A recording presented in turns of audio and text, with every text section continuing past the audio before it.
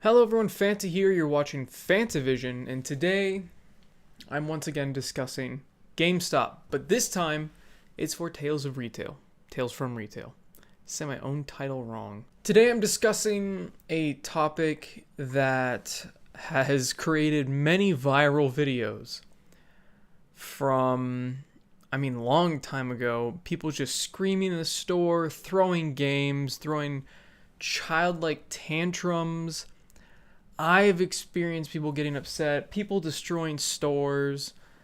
It's insane to me that a return policy, which is the topic for today, has caused this much craziness. And it seems like GameStop is the main target of this hatred. I don't know why, because when I worked at GameStop, they had pretty simple return policies. The rules were clear. They're in the back of the receipt, just like most places. It's all laid out there for you. You can look up online what it is. Half the time they tell you what the return policy is. So the fact that anybody's getting upset at all just completely shocks me. It doesn't make sense. So let's go ahead and dive into that in 1 second. Today I'm drinking something simple. You can't get mad at this one. Come on, guys. New Belgium Fat Tire. This is New Belgium's staple. I remember, my dad drinking this when I was a kid. Just family members drank this. This is the thing you see in bars the most by New Belgium. I'm sure all this other stuff that they make, like Citradelic, which I've got a box over there of, and all these IPAs and stuff like that, people don't even know that that's New Belgium. But, yep, they made Fat Tire and all that kind of stuff. And I've had a lot of amber ales. This is definitely not my favorite amber ale, but it's not bad. It tastes like beer. When you think of beer, that's what this tastes like. Fat Tire just tastes like beer. Just tastes like beer. Not bad, but not amazing. So, the return policy. Now, again, the reason I'm so puzzled is because really they have a pretty lenient return policy when it comes to most retail establishments. No other store that I know of lets you take their game, play it, and then bring it back in 7 days if you don't like it. It's for any reason, and that's crazy to me. I can't think of another store that does stuff like that. I know you can just buy stuff, you don't like it, you can bring it back. But at the same time, these are games. No other store offers this sort of thing. It's like a free rental program almost. It's crazy. It's either you get your complete satisfaction with the game or money back completely. And of course, we had people that took advantage of this, and I'll get into that. But when they have that return policy on used games, why would you ever get mad? I just don't get it. If you're not sure about a game, wait for a used one to come in stock, buy the used one, you have 7 days to try it out, and then buy the new one. $60, I don't know how often to say this, is a large investment for something that is going to be half the price or less within a couple of months. So when I see all these people freaking out because they bought a brand new game and it's shit, that's their fault. It's completely their fault. And there's no reason that GameStop should take back your new game because you were an idiot and didn't do the research. Because you blindly trusted some massive corporation that they're going to make an amazing game. And I get that there are companies that have put out stinkers when normally they put out good games, like Fallout 76, but the thing is you never have to take that risk unless you want to. You can wait or go to a Redbox. Redbox usually has the newest games. That's what I've at least seen around here. It's maybe a day or two after release, sometimes or the day of release, at least that's what I've seen. They have the newest games. So if you can just wait a little bit, there's no issues at all. And even if you bought a terrible game, it's not GameStop's fault that game is terrible. They didn't make the game. That's not quite the case in a couple areas. I know they made that underwater game. Now, they didn't make that game, they published it, but they had something to do with that. Most games they have nothing to do with. It's not their fault the game sucks. So when you're getting really upset because this game sucks, why are you directing it at the guy across the counter? He didn't make the game. The store he works for did not make the game. Why are you mad at him? Be mad at Bethesda. Send them for a refund. Send them a letter. Be like, I demand a refund. This game sucks. And I guess they've been getting hundreds of letters, actually. It's pretty crazy because it was just false advertising for a lot of things they said. And I know they've been issuing refunds to people on the computer, but a lot of these people that bought the game new from GameStop, Target, Walmart, they're all SOL. And the thing is another reason I don't understand why it's just GameStop that is getting the brunt of this is because that's the same rule at every other retail store. Once you open a brand new game, unless there's something wrong with it, you can't return it. That's just how it is. You can't. Now, I know there are people out there that would just return it, or rather, they would take the game back, say it doesn't work, swap it out for a new copy, and then come back with a sealed copy. Yeah, you've gotten around the system. You've done it. Good job. But you're not the morons that are throwing a tantrum and smashing up a store like an immature child. I mean, what is wrong with these people? These people are making minimum wage or barely over. GameStop loves to pay as little as possible. And you're just ruining their day over nothing. I didn't want to get swore at. I didn't want to get threatened. I didn't want to get all these things just because I refused to break policy for this person because they were being a bitch. I will happily help somebody if they're courteous to me, if it makes sense to help them and break policy. But if you're going to treat me like a subhuman, if you are going to go out of your way to make my day more miserable, you bet I'm doing the same. I'm not going to go out of my way to help you. That makes no sense. It doesn't. And the thing is, these people are feeling the same way. It's policy. This is a normal thing to reject returns of opened new games. When Brink came out, I remember the name, we had so many people wanting to get a refund, and we couldn't do it because that's not how it works. And the reason you can't do it is because now that game is used. It's no longer open, which is why I made the argument way back when and have continued to do so that GameStop themselves should not be opening games for gutted copies. It's so easy. Send extra labels or send extra cover arts with the shipment. Put the cover art in an empty case and put it up there. Super simple. So easy. I have these morons that comment all the time and go, well, GameStop has to. They have to put that case. It's like, no, they don't. They don't have to put a case out there that is the real case. They can put a fake case out there with the cover art that either comes with a shipment or they print off on their own. So easy. GameStop receives so much cover art for marketing and just random promotions. Why can't you send one cover art per store for a game release? It's simple. It's so easy. Send 5 to 10. Who cares? It's not that big of a deal. If you're going to tell me it's wasting money, they waste so much money on printing. I'm pretty sure that's the least of their priorities. Even though maybe that's why they're going under. I don't think that's the main reason, but you know. So, because of all this, I understand where some people are coming from when they're upset that they don't take back an open new game because they themselves sell opened new games. It does make it a little bit harder to defend. There's, of course, no excuse for this. I don't care what GameStop does. Unless they're swearing at you and telling you that they're going to kill your mother and they know where you live and they're going to, I don't know, shit in your mailbox, there's no reason to smash up their store. They're not doing anything to you. It just doesn't make sense to me. They're killing the messenger. And like I said, I don't remember having this problem when I worked at Walmart. I haven't heard from people that worked at Target that had this big of a deal there. And I haven't seen videos online of either of those stores really getting destroyed by somebody over a video game or an opened movie. It makes sense. You can't resell that product now. The store is going to lose money because you decided you didn't like the game. Because you decided not to do research. Because you decided not to play the beta. Because you decided to blindly believe marketing. And that's not a retail store's fault. It's really not. Hate to tell you.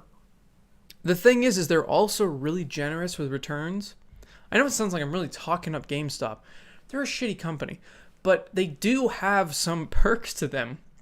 I mean, that 7-day little thing is widely expanded near Christmas. Because they know that you're going to be buying a game, and probably, I think it's in December area where it starts. From December to like January, I don't know the day, like 14th, 7th, I don't know. They give you a decent chunk of time to return that game. I'm surprised people don't exploit the shit out of that. People could really exploit that system because during that time, you have this huge window to return something because people are buying gifts. They know that and they understand that. You're wrapping it up, and then when you give it, if they don't like the game or you bought the wrong game, you have that bigger return window to bring it back because they want to keep their customers happy. So you could easily just get a bunch of used games during that time, beat them and return them. We had a couple of families. There's namely this one family. It was really annoying because they didn't have the Power Up Rewards card. At least get that, for crying out loud. You're killing us and everything. If at least you just get the damn card, you're not screwing us over as much, and you're still getting your free rental service. I mean, they would be in almost like every 6 days, like on the mark to make sure they didn't miss it. So they could return their stack of like 5 or 6 games and get a new stack of 5 or 6 games. We were their Blockbuster. I mean, we were completely free Blockbuster to them. And it sucked for us because they didn't have the card, so every single transaction I had with them hurt my numbers. They never reserved anything because they didn't buy anything. So I was getting hurt there. We weren't making any money from them. I mean, it was just this constant cycle. Occasionally they bought a game, but it was like a $5 game, and it never helped us out. So it's a system that's easily exploited because it is actually pretty generous. I mean, you get 7 days to try out a game, bring it back. I have a couple games in my collection I was going to do that with, and I was just like, whatever, I'll just keep the game. They made money from that, and I'm sure there are lots of people that do the same thing because they take advantage of that and then decide to go, I'll just keep it, whatever. So I think the return policy is pretty decent, and that works for new games too, not opening and playing them, but during that holiday season you do have a much longer return period. It's already 30 days. And my experience with having to return a game when I was a customer, because Modern Warfare 2 came out, and I was so excited. I bought the metal book edition, whatever it was. I don't know what it was. I believe it came with Call of Duty 1, because for some reason I was excited to play that game, to try it out, and then it wasn't that great. Of course it wasn't. It's an old-ass game. Why would I care if it came with Call of Duty 1? But that's besides the point. I bought the game. I took it home. I started playing with my friends. I was having a great time, and then all of a sudden the game froze. I was like, what is happening? Why isn't this working? And this was back in the day of the Red Ring Xbox 360s and the ones that would eat your games for no reason. Mine ate the game for no reason. I open the tray, I look, and it's got that horrible circle scratch on that disc, and it was no longer playable. Devastating. I didn't buy the gamer's protection guarantee, game guarantee, whatever, because it's stupid. Because I took care of my games. It didn't make sense to me to buy that insurance because I knew that I always put the disc back. I always take care of it. I don't have a single scratch game in my collection unless I bought it and it was already scratched. So I'm devastated because this game literally just came out that day. And I was having so much fun with my friends. I go down to GameStop and I'm like, I didn't pick up my Xbox. I know you're not supposed to do that with the disc in. I didn't do anything. I was literally just playing the game. And this happened. and they just returned it. They just swapped it out for another copy of the game, no problem. And I had a great customer experience with them. They were really nice about it, and I bought the gameplay guarantee just in case that was going to happen again, because I was like, I don't know, if my Xbox is going to keep doing this, it's worth the $3 to make sure it's not going to eat my game again, and I'm out 80 or 60 or whatever I spent on that game. So, and most of the time I passed that on during my employment at GameStop. If even though they didn't buy the gameplay guarantee, if it was still within that 30-day window, I wanted to help them out, I understand. And I don't know if that's just common practice. I mean, you guys could be like, Fanta, they're just supposed to do that. It just felt like a really nice thing that they did it with no complaints at all. They didn't give me any crap. They didn't tell me I had to buy the gameplay guarantee. They just swapped it out for me. It was really nice of them. And I did the same from there on out, unless it looked like they thrashed the game on purpose. You can tell when the console does it, or when somebody decides to use their game like a frisbee. And if it was more than 30 days out, sometimes I would still help them out. I would figure out what I could do. I would, usually I could usually get them to get the gameplay guarantee after that. And then if somebody was like, hey, you weren't supposed to return it, I'd be like, look, well, they paid the money at least, for later. And they're like, okay, whatever. But I never really had that problem. My managers understood if it was like, a week or a couple of days outside that 30-day window if something went wrong with it. But actually, you know what? Now that I think about it, I did have one issue because, like I said, it was known that the Xbox ate games. And I think this was, I don't know when the release window was for Assassin's Creed 1 and for Modern Warfare 2. But I remember I got Assassin's Creed 1 and that happened. And the guy gave me shit for it. He's like, well, we're not supposed to return this, and it's the system, it's your fault because you picked up the system. I'm like, dude, I didn't pick up the system. Microsoft just doesn't know how to make a console. And, I mean, I had to, I think I was little at the time, so my mom or whatever was like, are you serious? You're gonna do this. And they did it, but they were assholes about it. But I remember that one interaction I had with Modern Warfare 2 even more clearly than the Assassin's Creed one. I almost forgot, because it was such a positive experience, which is weird because normally in our brains we think of negative experiences, and those are the ones that stick in us and we remember for longer, because there's a specific part of our brain just for negative memories. And I know that's annoying and I know that's stupid. Evolutionary, it makes sense, but this positive moment in particular I remembered because I was just so upset because I couldn't believe that this happened. I was having so much fun with my friends, and then it all came to an abrupt end, but then immediately got fixed, and they were just nice about it. So I always tried to be that way when I worked for GameStop as well. I would follow policy unless I really could bend the rules a bit, unless this person obviously, they didn't mean to do whatever they did. They were really nice. But if you're a dickhead, I'm not going to help you. That's just how it is. That's how the world works, and that's how the world should work. Even if the person I didn't help did get helped by another manager and called in complaints on me, I didn't care. I don't regret what I did. I still don't. If you are going to treat another person poorly, you deserve zero respect. I'm not going to break the rules for you. I'm not. And this is never acceptable. Never acceptable. They're your fellow human beings. Don't do it. Even if you're upset, it's not their fault. They didn't make the game. They didn't make the policy. They're just following the rules. That being said, I'm sure there are dickheads out there that work for GameStop. In fact, I'd guarantee it. But still, be the better person. Unless, of course, they're breaking policy and they're just being a dick. I've had that happen as well.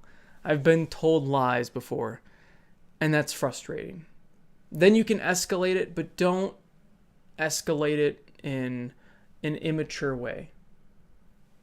Because I'm sure if you do escalate it and they are in the wrong, you're going to be the benefiting person from it. Sometimes they give you a gift card. Sometimes they'll usually go above and beyond to fix a real problem. That's something I can say that I've had happen at GameStop. They do help customers to a fault.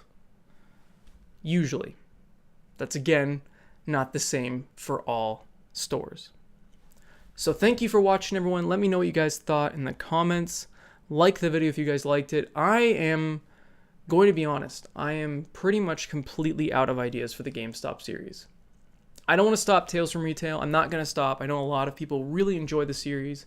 I have a lot of fun talking about it and discussing with people in Discord and the comment section about the whole thing, talking to people on Twitch about all of those different experiences.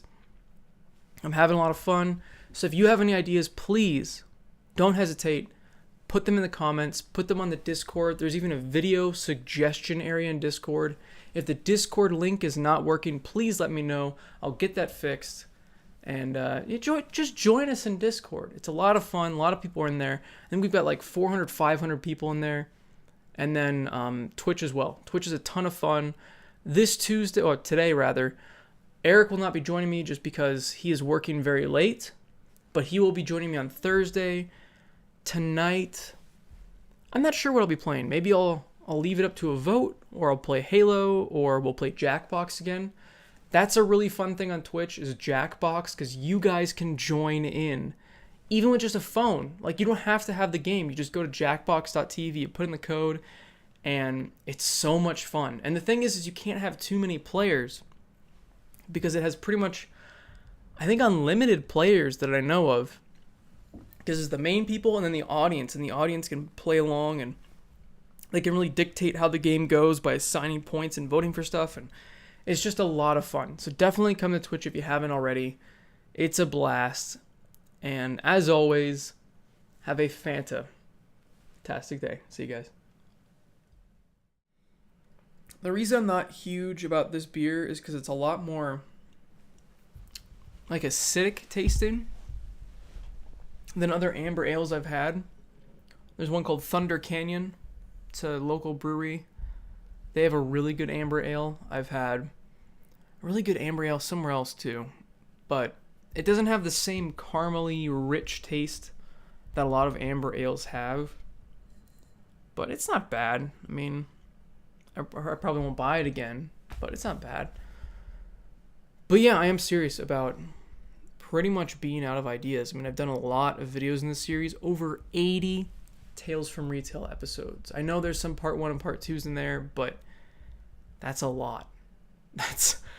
That's a lot of videos for one series, and I've definitely seen the interest kind of dropping off, especially for the Walmart videos.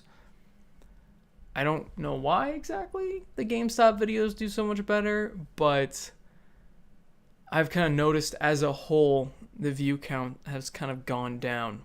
And my news stories are kind of hit and miss. Some of them take off really well. Some of them kind of die out, like this new video I made. But it was kind of a niche topic about different game launchers and stuff like that. I don't know. It's really interesting trying to navigate all of the different YouTube analytics and not AdWords, but SEO, and figure out what the YouTube machine wants. But normally I don't even look at that. I just look at what you guys send me. I have so many people that just send me like, hey, this topic, cover this topic. And I'm like, okay.